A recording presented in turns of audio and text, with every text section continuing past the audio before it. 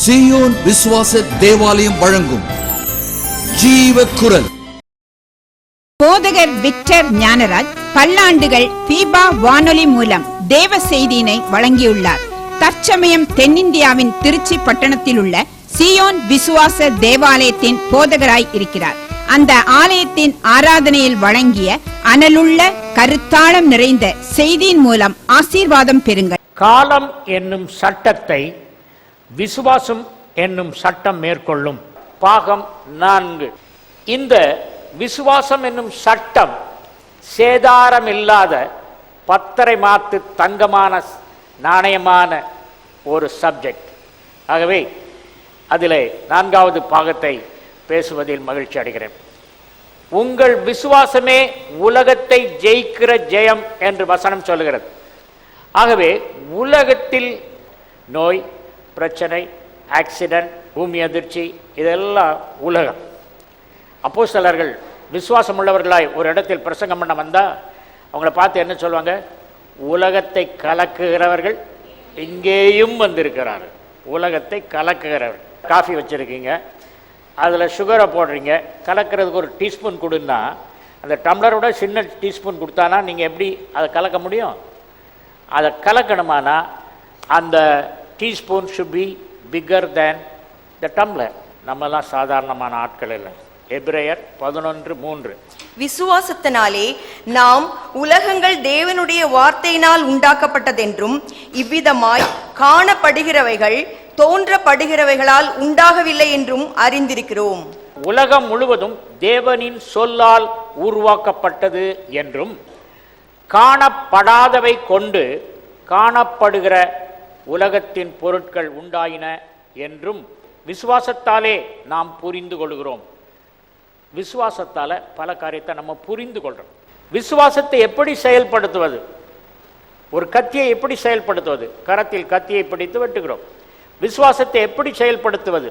உள்ளத்தில் உறைந்து கிடக்கும் விசுவாசம், மறைந்து கிடக்கும் விசுவாசம் நம் வார்த்தையினால் வெளிப்படும்.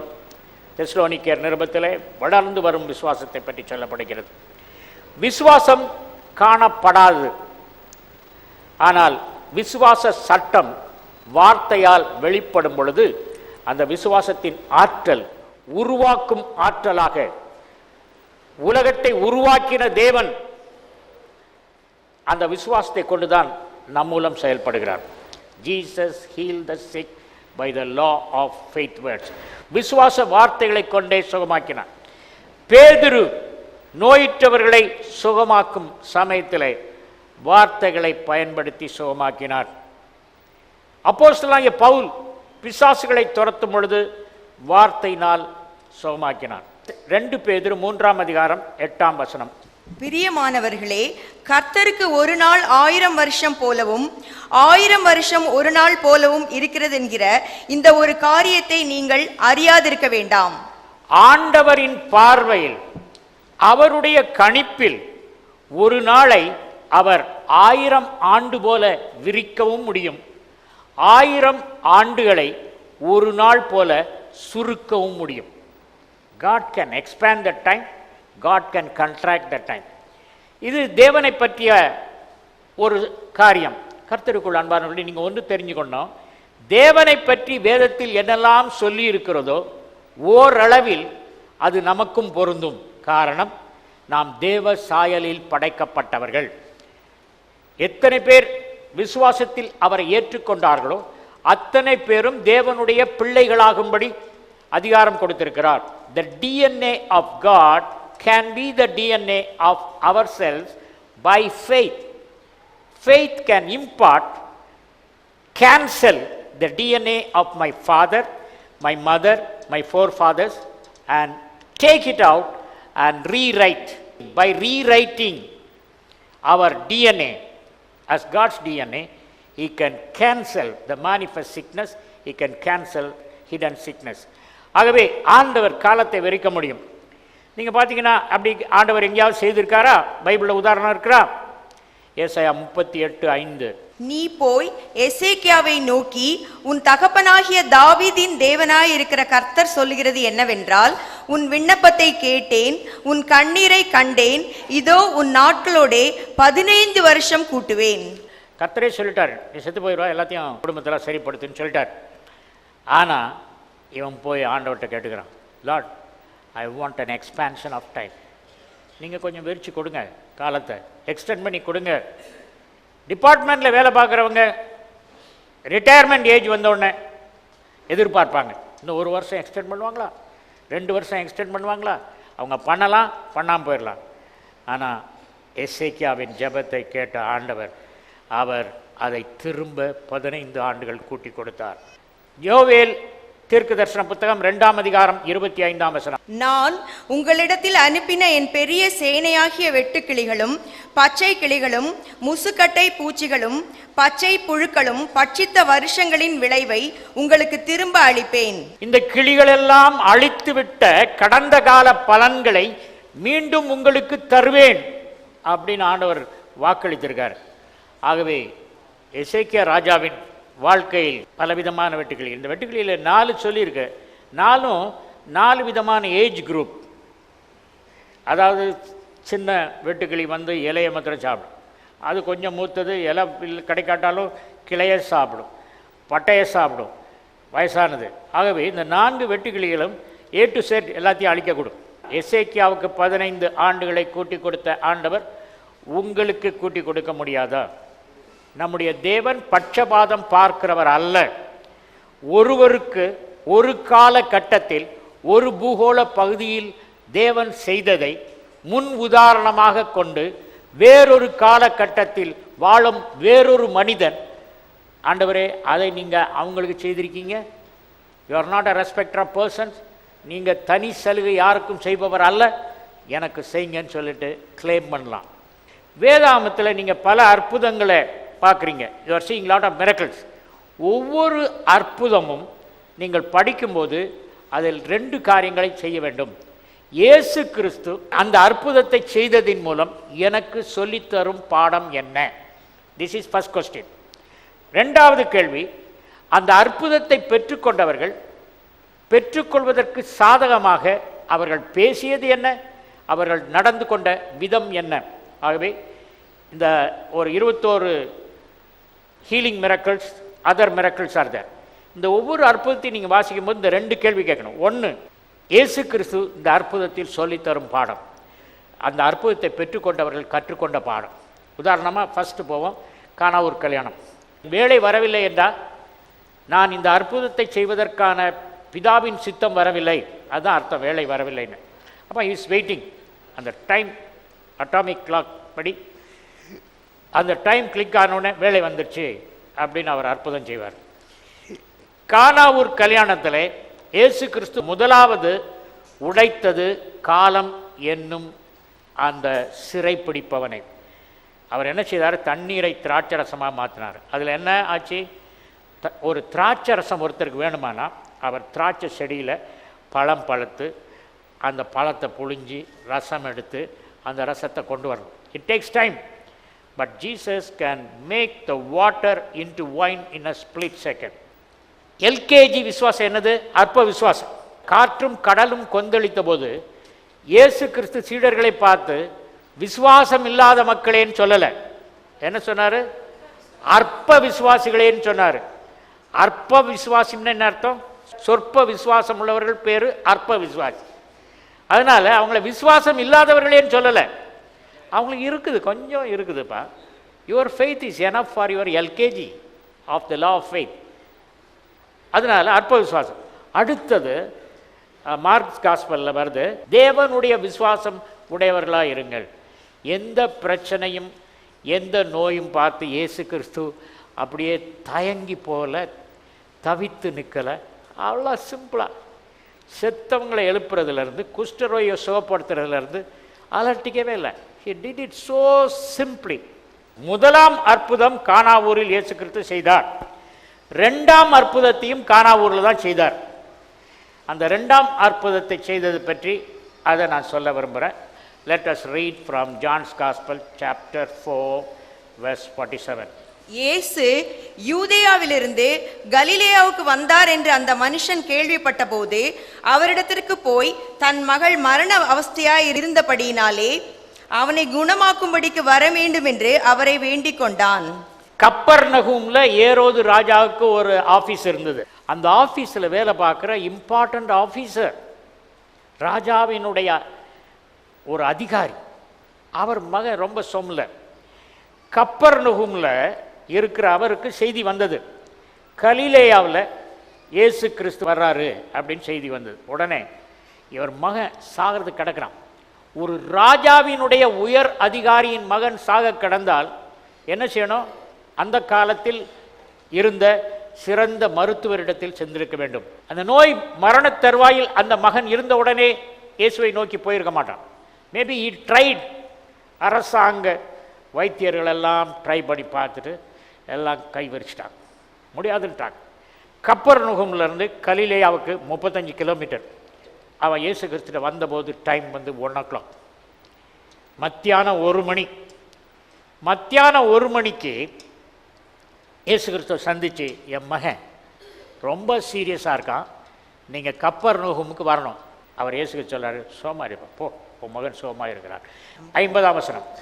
இயேசு அவனை நோக்கி, நீ போகலாம், உன் குமாரன் பிழைத்திருக்கிறான் என்றார்.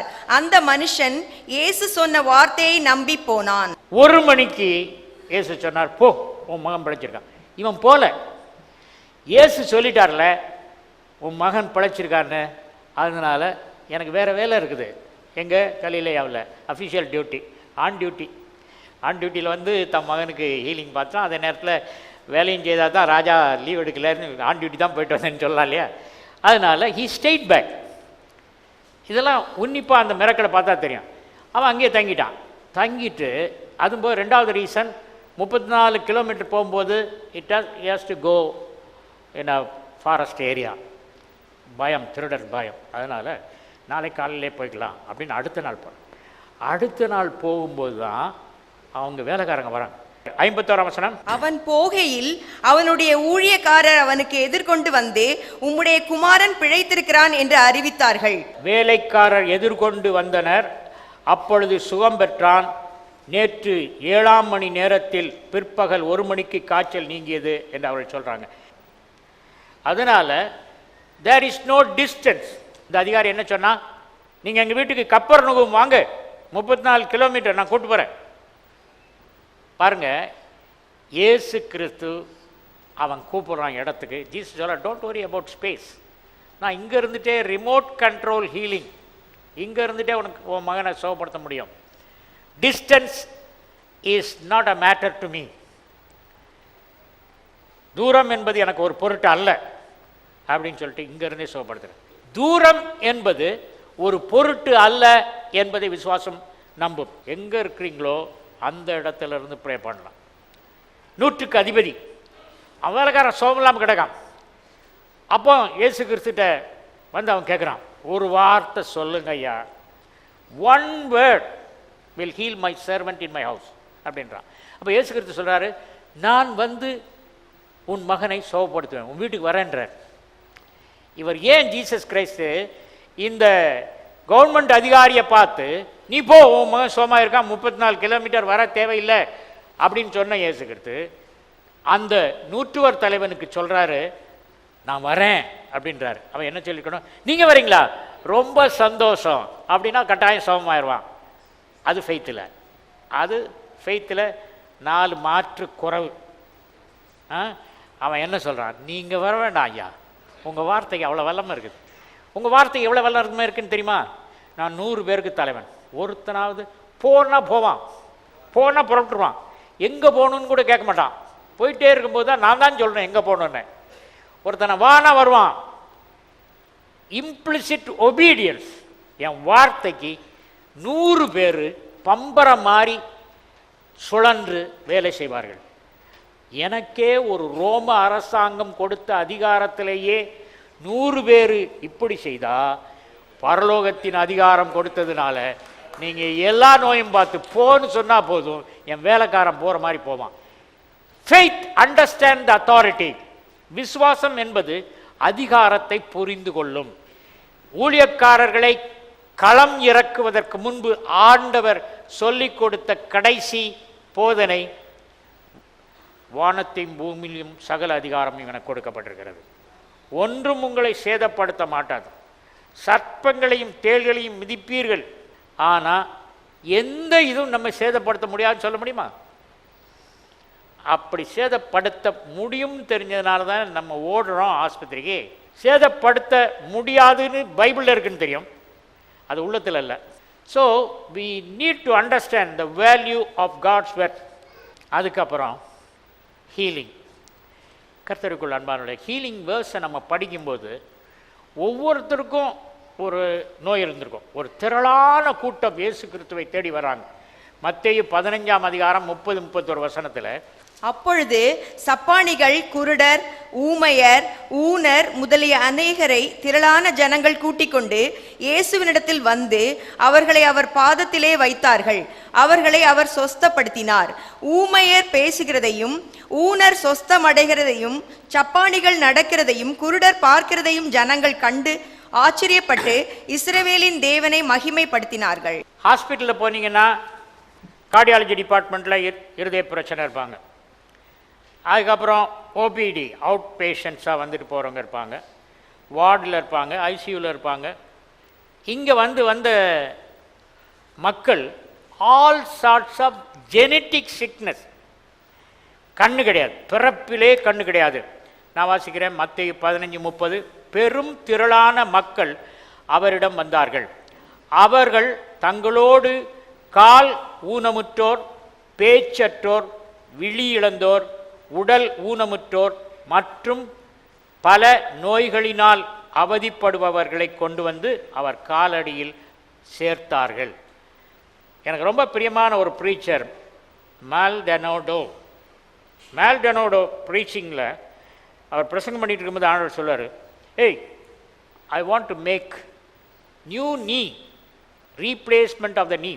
முழங்காலில் ஆர்த்ரைட்டிஸ் நிறைய பேர் இருக்காங்க, அவங்களுக்கெல்லாம் புது முழங்கால் கொடுக்க போகிறேன் அப்படின்னு சொல்லுவார். பிரசங்கத்தை நிறுத்திட்டு ஆண்டவர் சொல்லிட்டாரு, புது முழங்கால் கொடுக்குறேன்னு சொல்லிட்டு, அதனால் யாரெல்லாம் வாங்க அப்படின்வார். அப்புறம் நான் சொன்னேன், நீங்கள் பட்சபாதம் பார்க்குறவரில் இப்போ தான் நான் பேசிகிட்டு இருக்கேன் லா ஆஃப் ஃபெய்த்தில், நானும் முழங்கால ஹீல் பண்ணுற கூப்பிடட்டா? ஐ கால், மெனி வேர் ஹீல். ஆண்டவர் செய்கிறத நம்ம செய்ய முடியும். நான் செய்ததை நீங்கள் செய்வீர்கள் என்று ஆண்டவர் சொன்னார். 31 இஸ்ரவேலின் தேவனை மகிமைப்படுத்தினார்கள். இஸ்ரவேலின் தேவனை மகிமைப்படுத்தினார்கள். ஒருத்தன் சுகமானா என்ன நடக்குது? அவுட்கம், இஸ்ரவேலின் தேவன் மகிமைப்படுகிறார். பேசற்றோர் பேசுவதையும், பிறவியிலிருந்தே ஊமை, பேசலை, செய்ய தான் காட்டிட்டு இருந்தான், அவன் பேசுவதையும், உடல் ஊனமுற்றோர், கால் இல்லாதவன், ஒரு கால் இல்லாதவன் கால் வளர்ந்துருச்சு, அப்படியே வளர்ந்துச்சு. இந்த மாதிரி கிரியேட்டிவ் மிரக்கிள் இப்பவும் நடக்குது. I have read books, I have seen videos. ஒரு 500 வீடியோ வச்சுருக்கேன், all miracle videos. Allen, A A Allen, mighty man of God. அவருடைய அந்த காலத்தில் டிவியெலாம் ப்ரொஃபஷனல் கேமரா கிடையாது, எல்லாம் பிளாக் அண்ட் ஒயிட் தான் ஆரம்ப காலத்து கேமரா. ஒரு 24 டிவிடி வச்சுருக்கேன். ராவும் பகலும் போட்டு போட்டு பார்த்து, நீங்கள் பட்சபாதம் இல்லை அப்படின்னு. அவர் A A Allen meeting tent meeting, பெரிய டென்ட் போட்டிருப்பாங்க, அங்கே வருவாங்க. அவங்ககிட்ட வர்றவங்கெல்லாம் எப்படி தெரியுமா?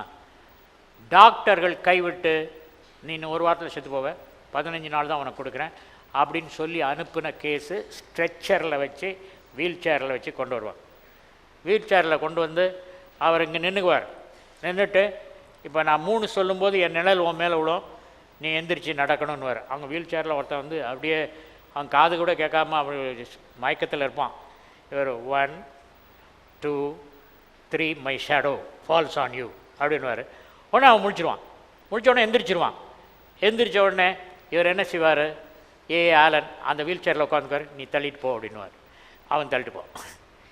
When you see a miracle like that again and again, பைபிளில் படிக்கிறோம், அதை நம்முடைய காலத்தில் வாழ்ந்த ஒரு மனிதர் செய்கிறாரு அப்படின்னு பார்த்தா உங்களுக்கு விசுவாசம் வளருமா வளராதா?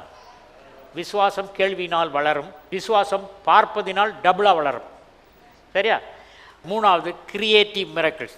லா of faith can do some creative miracle. Mark 9:25. அப்பொழுது ஜனங்கள் கூட்டமாய் ஓடி வருகிறதை இயேசு கண்டு அந்த அசுத்த ஆவியை நோக்கி, ஊமையும் செவிடுமான ஆவியே, இவனை விட்டு புறப்பட்டு போ, இனி இவனுக்குள் போகாதே என்று நான் உனக்கு கட்டளையிடுகிறேன் என்று அதை அதட்டினார். ஆண்டவர் அதட்டினார். எபிகாசோ, எபிடமோவோ, எபிடமீசர் எல்லாம் கிரேக்க வார்த்தைகள். இயேசு கிறிஸ்து அதட்டுறது. அதட்டுறது எப்படி தெரியும்? இவனை விட்டு போப்பா பிசாசே, இது அதட்டுறதா? ஏய் போ, அதான் அதட்டுறது. அதட்டுறது குரலில் வரும். அதனால பிசாசு துரத்தும் போது குரல் முக்கியம். அவனுக்கு காது கேட்காது, வாய் பேச முடியாது. ரெண்டு ப்ராப்ளம், மேஜர் ப்ராப்ளம். அது ரெண்டும் ஆவியினால் வருது, ஈவில் ஸ்பிரிட்னால் வருது. அவர் சொன்னார், செவிடும் ஊமையுமான ஆவணியே, இவனை விட்டு போ, இனி இவனுக்குள் பிரவேசிக்காதே. ரெண்டு பார்ட். அந்த பிசாசு போன பிசாசு இயேசு கிறிஸ்து போனோடனே மறுபடியும் வரும். அதனால் திரும்பி அவனுக்குள் வராதே என்று கட்டளையிடுகிறேன் என்று அதை அதட்டினார். கட்டளையிடும் ஆண்டவர் நம்ம ஆண்டவர். இப்போ அவர் கட்டளையிட மாட்டார். அவர் கட்டளையிடுறதுக்கு நம்ம வாயத்தான் வாங்குவார். He hires our mouth, or rather makes use of our mouth to cast out the demons. பிசாசுகளை துரத்துவதற்கு அவர் நம் குரலை கடன் வாங்குவார். நீங்கள் அற்ப விசுவாசியாக இருக்கிற நாம் விசுவாசத்தில் வளர்ந்து தேவ விசுவாசம் வர்ற வரைக்கும் தேவன் நம்மை எதிர்பார்த்துட்டு இருக்கார். ஆண்டவர் நம் பேரில் வைத்திருக்கும் எதிர்பார்ப்பு அசாதாரணமான எதிர்பார்ப்பு. ரொம்ப எதிர்பார்க்கிறார். அவர் செய்ததை நம்ம அப்படியே செய்யணும்னு எதிர்பார்க்கிறார். இது உண்மையா இல்லையா? உங்கள் ஆண்டவர் அவர் செய்த அற்புதங்கள்லாம் உங்களை செய்யணும்னு எதிர்பார்த்தாருன்னா நீங்கள் இப்போ எந்த கிளாஸில் இருக்கீங்க, எவ்வளவு செய்துக்கிட்டு இருக்கீங்க, எவ்வளோ செய்ய போகிறீங்க? If you yourself are a victim of sickness or something else, அப்புறம் உங்களே சுகப்படுத்தலாம். நீங்கள் எப்படி மற்றவங்களை போய் சுகப்படுத்தணும்? நம்முடைய கடந்த கால வாழ்க்கையிலே கசப்பான அனுபவங்கள் ஏற்பட்டிருக்கலாம், பல தோல்விகள் ஏற்பட்டிருக்கலாம். ரட்சிக்கப்படுவதற்கு முன்பு ஏற்பட்ட காயங்கள், ஏற்பட்ட தோல்விகள், இவைகளெல்லாம் நம் உள்ளத்தில் ஒரு பாதிப்பை ஏற்படுத்தி இருக்கிறது. அந்த பாதிப்பு நீங்கினால் நாம் மிகவும் திறம்பட விசுவாச வாழ்க்கையில் செயல்படக்கூடும். ஆகவே when we accept the Lord Jesus Christ, still பழையவைகள் ஒளிந்து போயினா, ஆவியில் தான் பழையவைகள்லாம் ஒளிஞ்சு போச்சு, ஆனால் மனசில் ஒளிஞ்சு போல. அதை ஆண்டவரை டீல் பண்ண சொல்லி அழைக்கணும். One day I ask the Lord Jesus, Lord come in to my memory lane. என்னுடைய கடந்த கால நினைவு என்னும் அந்த சாலையில் நம்ம ரெண்டு பேரும் போவோம். ஜூன் மாதம் 28ஆம் தேதி 2015ஆம் ஆண்டில் நிற்கிறேன் நான் ஆண்டவரும். So we are walking in the memory lane. நினைவாற்றல் உள்ள அந்த பகுதியில் நடக்கிறோம். 2015 நடந்த காயங்கள் அவர் கீழையாத்தின் பிசின் தைலம் போட்டு ஆற்றார். 14, 13 அப்படியே போயிட்டு எனக்கு எப்பொழுது நன்மை தீமை அறியத்தக்க ஏஜ் ஆஃப் அக்கௌண்டபிலிட்டி வந்தோ அது வரைக்கும் நடந்து எல்லாத்தையும் எரேஸ் பண்ண பிறகு you do it 2 or 3 times because what is registered in the mind should go to the spirit. அது போயிடுச்சுன்னா then your efficiency of functioning will increase. நீங்கள் திறம்பட வேலை செய்ய ஆரம்பிப்பீர்கள். இதெல்லாம் கர்த்தர் எனக்கு சொல்லிக் கொடுத்த காரியங்கள். கர்த்தர் இதை செயல்படுத்த கிருபை செய்தார். Now I am moving in creative miracles. படைப்பின் அற்புதங்களை செய்வதற்கு எல்லாரும் படைப்பின் அற்புதங்களை செய்யலாம். ஏன்னா படைப்பின் அற்புதங்களை அவர் செய்திருக்கார். கண்களை உருவாக்கியிருக்கார், இயர் ட்ரம்மை உருவாக்கியிருக்கார். கர்த்தருக்குள் அன்பானவர்களே, நாம் விசுவாசத்தில் வளர்ந்தார். வரும் காலம் மிகவும் கொடுமையான காலம், கடுமையான காலம். அந்த காலத்துக்குள் கடந்து செல்ல வேண்டும் என்றால் only our help is the law of faith. ஆகவே காலத்தை மேற்கொண்டார், இடத்தை மேற்கொண்டார், பிசாசுகளை மேற்கொண்டார். எல்லாம் மேற்கொள்கிறது தான். நீங்கள் அடிக்கடி பிசாசுக்கு அவன் பயோகிராஃபியை சொல்லணும். அவன் பயோகிராஃபி என்ன? Demotion, demotion, demotion. ப்ரொமோஷனுக்கு ஆப்போசிட் டிமோஷன். அவன் வந்து வானத்தில் இருந்தான், ஆண்டவருக்கு பக்கத்தில் அப்படியே வைரக்கற்கள் அதெல்லாம் இருந்தது. அங்கேருந்து டிமோஷன் ஆகி நடுவானத்துக்கு வந்தான். நடுவானத்திலிருந்து சண்டை உண்டாயிட்டு, யுத்தம் உண்டாயிட்டு, அங்கேருந்து பூமியில் தள்ளினார். பூமியில் தள்ளி இதோட இது வரைக்கும் பயோகிராஃபியில் நிற்கிது. இன்னும் எங்கே போட போகிறாரு? நரகத்தில். இதை நீங்கள் சொல்லிட்டீங்கன்னா அவனுக்கு கொஞ்சம் பயம் வந்துடும். இவன் நல்லா தெரிஞ்சவன், இவனை விழுங்கலாமோன்னு தேடி திரிகிறவன் இவனை விழுங்க முடியாதுன்னு ஒரு தீர்மானத்துக்கு வந்துடுவான். அப்போ தான் நம்ம பிழைப்போம். அவன் பார்க்குறான் எவனை விழுங்கலாமோன்னா என்ன அர்த்தம்? எவனுக்கு வசனம் தெரியலை ஒன்று, எவனுக்கு வசனம் தெரிஞ்சும் விசுவாசம் இல்லை, இதுதான் எவனை விழுங்கலாமோ அந்த கேட்டகரி. இந்த ரெண்டு கேட்டகரி தான் ஒழிஞ்சிருவான். நிறைய பேர் அவனுடைய பயத்தில் தான் இருக்கும். ஏன்னா ஒழிஞ்சிட்டான். சரீரம் தான் இங்கே இருக்குது. Physically spiritually speaking we are விழுங்கிட்டான். வந்து நம்மளை பார்த்தபோது நல்ல ரோஸ்டட் கிரில்டு விஸ்வாசி, கிரில்டு சிக்கன் இருக்குல்ல அது மாதிரி. அதனால் அவன் விழுங்கிட்டான். ஆனால் யாரை விழுங்க முடியாது? வசனம் தெரியும், வசனத்தை நம்புகிறேன். உன் வாழ்க்கை வரலாறை சொல்லட்டுமா? எவனாவது உன் வாழ்க்கை வரலாற்றை சொல்லட்டுமான ஒரு பையனை கூப்பிட்டு மேடையில் ஏற்றி அவன் எத்தனை பரீட்சையில் ஃபெயில் ஆனான்னு சொன்னாக்கி எப்படி இருக்கும் கேமராவுக்கு முன்னால்? அதை மாதிரி தான் அவனுக்கும். இந்த நிகழ்ச்சியை உலகத்தின் பல பாகத்தில் பார்த்து கொண்டிருக்கிறவர்கள், இந்த நிகழ்ச்சியை பல தொலைக்காட்சியின் மூலமாக பார்க்க இருக்கிறவர்கள், இந்த செய்தி உங்களுக்கு தான், இந்த ஜெபம் உங்களுக்கு தான். இந்த ஜெபத்தின் மூலம் விசுவாச வார்த்தைகளை கொண்டு பேதுரு நோய்களை துரத்தினான். விசுவாச வார்த்தைகளை கொண்டு பவுல் பிசாசுகளை துரத்தினான். விசுவாச வார்த்தைகளை கொண்டு இயேசு கிறிஸ்து எல்லா அற்புதத்தையும் செய்தார். தேவன் விசுவாச வார்த்தைகளை கொண்டு உலகத்தை படைத்தார். ஆகவே படைப்பின் தேவன் நம் மத்தியில் இருக்கிறார்.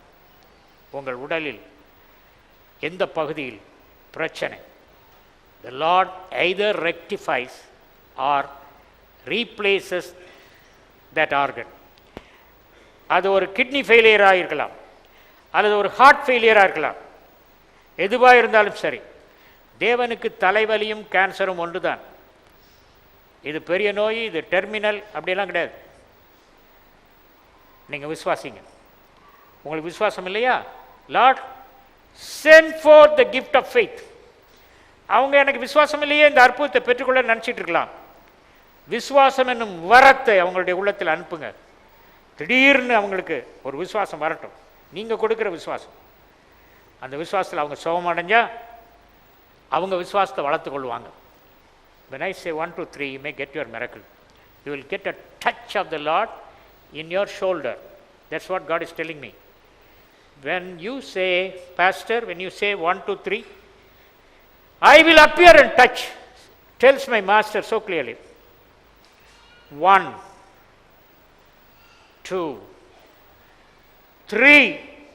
Thank you, Lord, for touching thousands of people across. Those who are watching, those who are going to watch. I see the miracle is happening all across. Lot of testimonies will come. I can see it in the realm of the Spirit. Thank you, Lord. Thank you in Jesus' name. இயேசுவின் நாமத்தில் ஸ்தோத்திரிக்கிறேன் நல்ல பிதாவே. ஆமென். ஜெப உதவிக்கு தொடர்பு கொள்ள வேண்டிய mobile எண் 919-025-432-432. போதகர் விக்டர் ஞானராஜ் அவர்களின் ஆழமான வேத ஆராய்ச்சி விளக்கங்கள் MP3யிலும் DVD ப்ளூரேக்களிலும் கிடைக்கும். எங்கள் அலுவலக முகவரி ஜீவக்குரல் 18/32 மங்கம்மாள் சாலை, திருச்சி 620021, தமிழ்நாடு, இந்தியா.